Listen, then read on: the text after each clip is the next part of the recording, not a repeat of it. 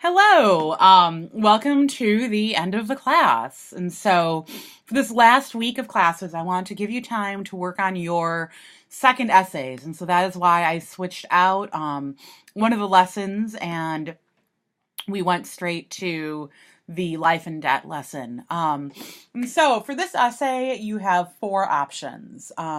One of the goals, as with the first essay, is to see how you can synthesize the material. And so again, what I'm really looking for is that you're advancing your own argument.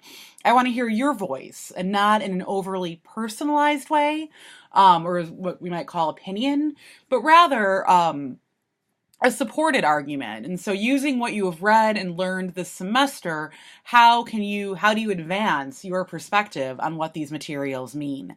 And so to facilitate that, your essays must cite 3 of the readings and using in-text citations. You can use any of the media examples we viewed, but they do not count as one of the 3 readings. And so each reading must be from a discrete author. And so I again want there to be a 1 to 3 sentence thesis or argument underlined in the first or second paragraph of the essay. This is a way to anchor the argument and help your reader, or me, understand where you're headed with your discussion.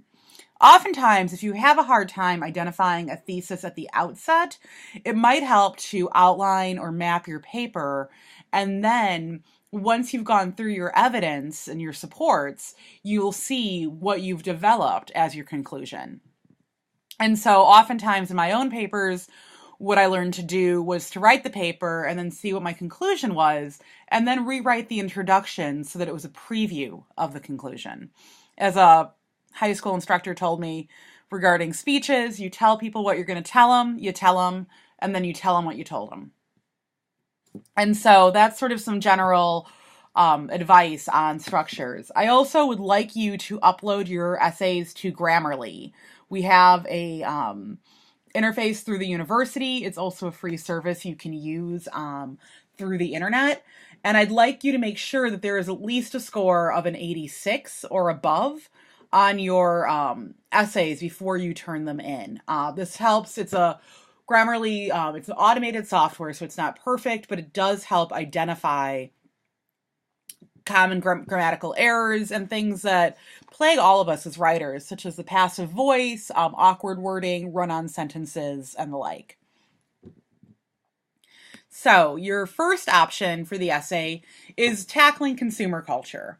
And so we're going to be looking at, I want you to examine how McChesney talks about the economic structure of hypercommercialism and Naomi Klein's examination of the social implications of these structures. So Naomi's really interested in the stakes of commercial culture and what we lose when we render so much of our public life to the marketplace, when there's so little public space left.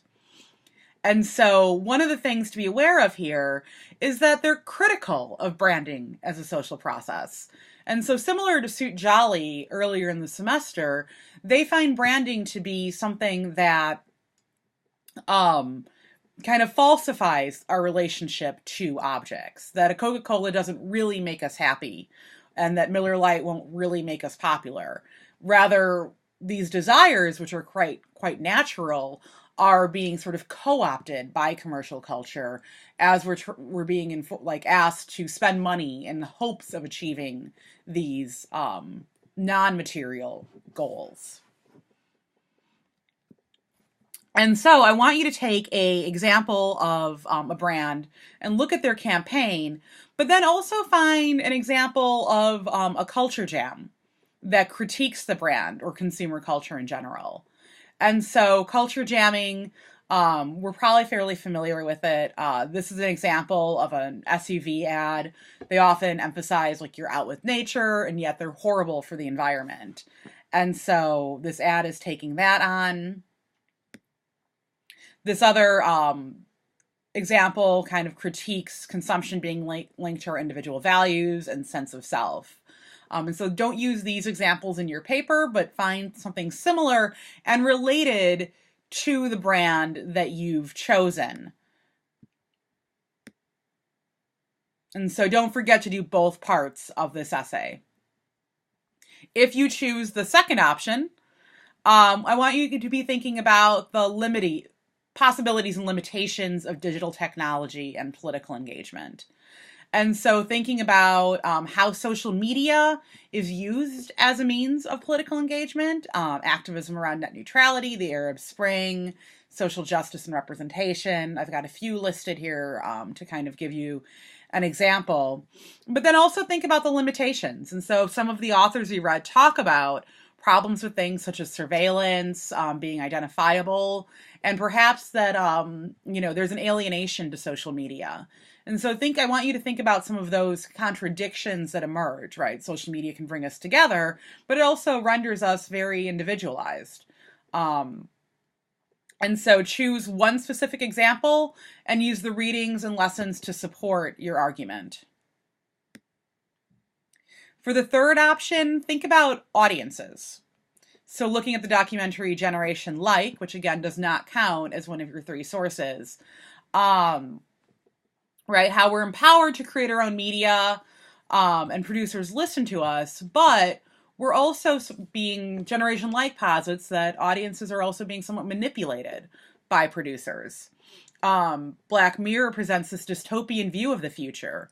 And so if our social media rating is connected to our ability to get jobs, apartments, or a taxi, what does that say about where we might be headed? And many of you noted in your responses to the Black Mirror episode that it felt kind of real. It was, the fear was there because we can identify elements of that in our own lives. And so think here about the boundaries between being public and private. And here, I mean, private is sort of like your interior life, right? Who you are when you are with your friends, kind of when you're cranky, versus the sort of professional face you have to put on for the world. And what it means to not be able to lose control and have your private life become part of your public life. And so thinking here, we can incorporate our conversations about brand culture to consider how these technologies ask us to, in many ways, brand ourselves.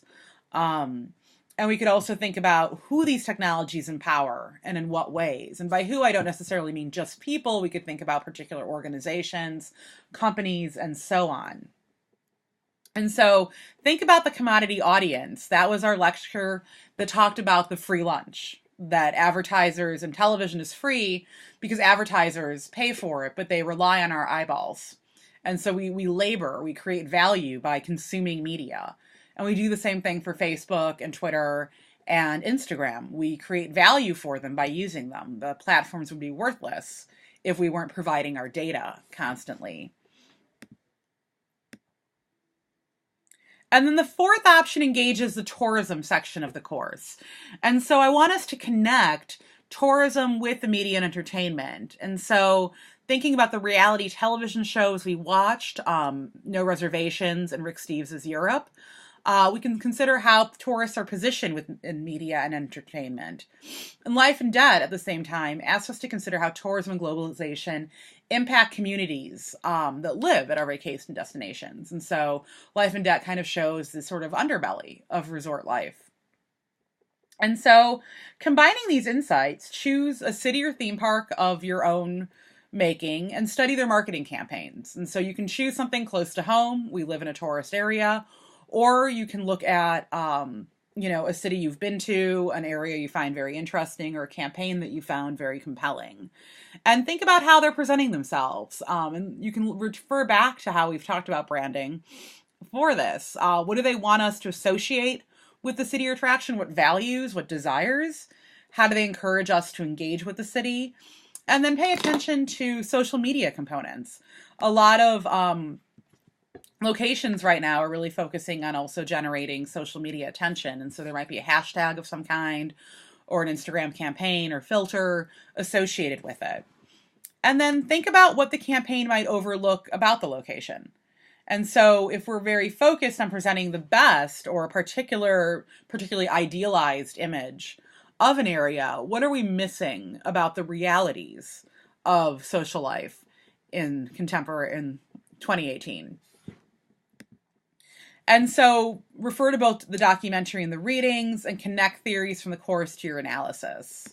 You might also want to do some brief outside research, nothing too imperative, but particularly in thinking about, you know, what is missing. And so as Disneyland resides in Anaheim and it's the Magic Kingdom, what does the city of Anaheim look like outside of Disneyland? How does Disneyland's presence there impact Anaheim?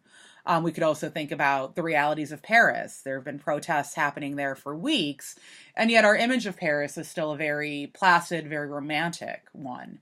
And so, how does that political realities of what is happening in Paris, and if you're interested, you can look up the Yellow Vest protests, change what a tourist might expect to see? But I look forward to your. And so you have to fit in a lot of argument within a very small framework. This means that you've got to be concise in your arguments. And so you don't have a lot of room for filler language. And again, uploading to Grammarly will be helpful in that.